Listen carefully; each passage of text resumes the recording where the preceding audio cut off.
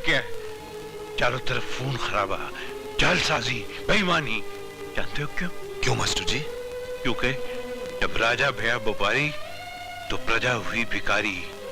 अगर विश्वास नहीं ना तो देखो यहाँ के गरीब किसानों को, देखो उस बेईमान दाता गुरु को, बेईमान दाता गुरु को। आप चिंता मत करें मास्टर जी, उस दाता गुरु के काले कारनामों का तो पर्दाफाश करके ही रहूंगा मैं। मास्टर ने दाता गुरु के खिलाफ इलेक्शन में खड़े होने की जो गलती की है उसकी सजा तो उसे मिलेगी ही।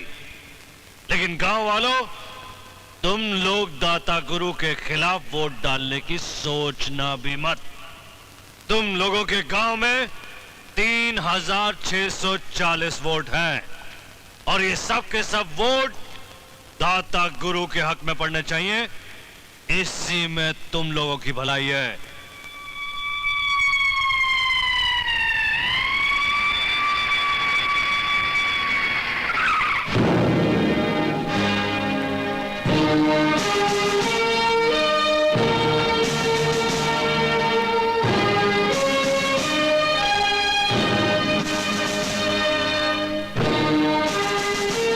ये जिसे तुम अपना भगवान समझते हो, ये भगवान नहीं, श्राप है तुम लोगों पर। हम अपने दाता गुरु के खिलाफ कुछ भी नहीं सुन सकते। मेरे प्यारे भाइयों, अपने दिलो दिमाग से इस दाता का भ्रम निकाल दो।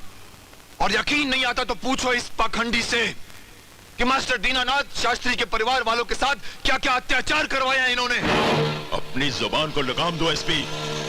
जिस ऊंची आवाज से तुम बोल रहे हो वो आवाज ये गांव वाले हमेशा के लिए बंद कर देंगे। खामोश!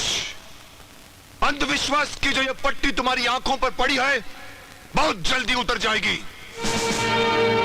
आज तो मैं तुम्हारे इस बेटे को गिरफ्तार करके ले जा रहा हूं, लेकिन वो दिन भी दूर नहीं जब इन्हीं गांव वालों के सामने हथकड़ी पहनाकर मैं तुम्हारा ऐसा ही सम्मान करूंगा। एसपी, किस जुर्म में तुम मुझे गिरफ्तार कर रहा है?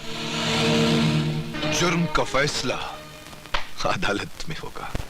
इस केस के तमाम पहलुओं को मद्देनजर रखते हुए अदालत इस नतीजे पर पहुंची है कि गुमान सिंह वल्द रणवीर सिंह पर लगाए गए इल्जामात बिल्कुल बेबुनियाद हैं, क्योंकि ना तो इसके खिलाफ कोई सबूत है और ना ही कोई चश्मदीद गवाह।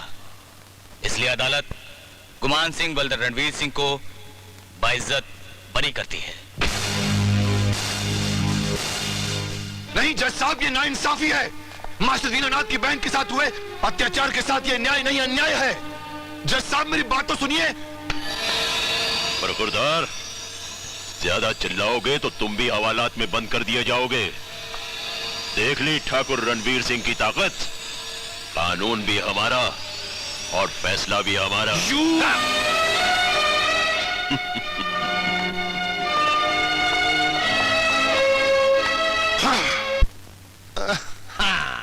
गोरी कलाइया, मैं लाता तुझे हरी हरी चूड़िया, अपना बना ले मुझे बाल माँ। गोरी कलाइया, अपना बना ले मुझे बाल। अरे छोड़, मेरा बापू आ जाएगा। अरे तेरा बापू नहीं आ सकता, वो खेतों में गया लोटा लेकर, समझ गई ना?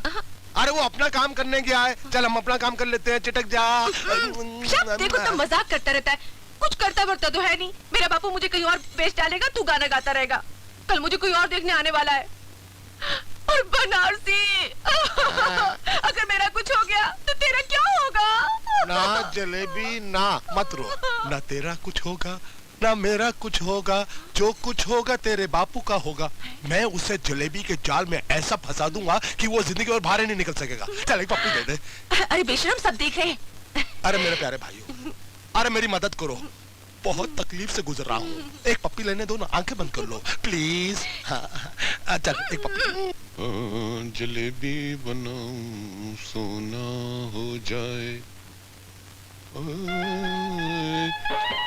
चांद का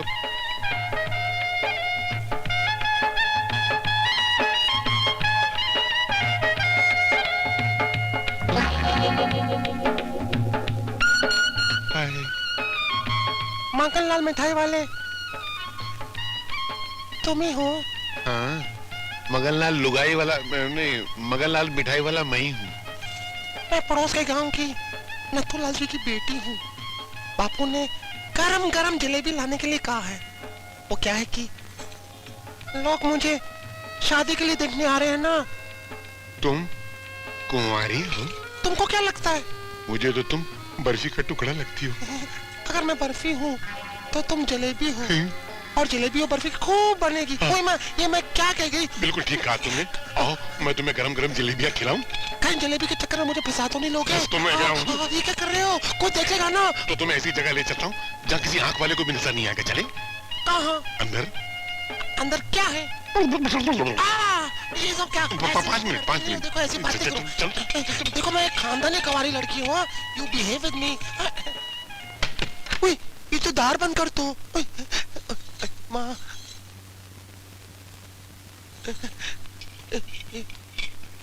इधर आ रहा। क्या पहाड़ जैसी औरत है। तुम्हारा नाम क्या है? चंद्रमुखी। लेकिन तुम प्यार से मुझे चंदा कह सकते हो। तुम रहती कहाँ हो? तुम्हारे दिल में। यार मुझे वैसे विश्वास नहीं आ रहा है कि तुम उसे इतनी जल्दी पट जाओगी। मैं तो पहले से ही फटी हुई हूँ। फटी हुई? मेरा मतलब पटी हुई हूँ तुमसे। अब देखो ना, जलेबी लेने आई थी, लेकिन जब से मैं तुम्हारे मन के मकान में बैठी हूँ ना, जलेबी मैं दुकान में ही भूल गई। ऐसा? मैं भी जलेबी लेकर आता ना जा। जब मेरे सामने इतना बड़ा जलेबा खड़ा है तो मुझे उस जलेबी की क्या जरूरत है? तुम्हें जलेबा हूँ? हाँ। चले मुझे खा। मगन भाई, ओ मगन भाई, अबे क्या है? क्या कर रहे हो? हलवा पका रहा हूँ। आधा किलो मेरे लिए भी ले आओ। ये कोई सरकारी हलवा थोड़ी है, मेरा जाती हलवा है। मैं ही पकाऊंगा, मैं ही खाऊंगा। भाग। क्या तुम मुझे खाओगे? मोहब्बत के दांतों से। ना, मुझे मत खाना। क्यों? क्योंकि मेरे ऊपर बहुत बड़ा श्राप है। शराब? हाँ, पता एक साधु ने मुझसे कहा था कि शादी से पहले जो भी मुझसे प्यार करेगा वो मर जाएगा। अरे बाप रे। ना, लेकिन शादी के बाद जो भी मुझसे प्यार करेगा वो नोटों के पहाड़ पर राजा की तरह राज करेगा। सच? हाँ। तो फिर तुमने मुझे पहले क्यों नहीं बताया? ना। क्यों? मर जाएगा। तुम ये सब करोगे तो मैं क्या करूं फिर? मुझसे शादी। शादी मैं कैसे करूं? मेरी शादी के लिए मेरी बेटी राजी नहीं होगी। उसकी चिंता तुम मत करो। क्यों? जब मैंने बेटी के बाप को फंसा लिया है तो बेटी क्या चीज है? तुम पटा लोगी उसको? हाँ। सच? ना। क्यों? तू मर जाएगा। क्या तुम ये मनहूस खबर लेकर आए हो कि इलेक्शन कैंसिल हो गए? अब जो अपने कानों से सुना है जीजा गुरु वही तो खबर दे रहे हैं। राम भली करे, ये सब किया धरा उस नए एसपी का है। समझ गए हम, दादा गुरु, हम सब समझ गए कि उस नए एसपी का राम नाम सत्य है।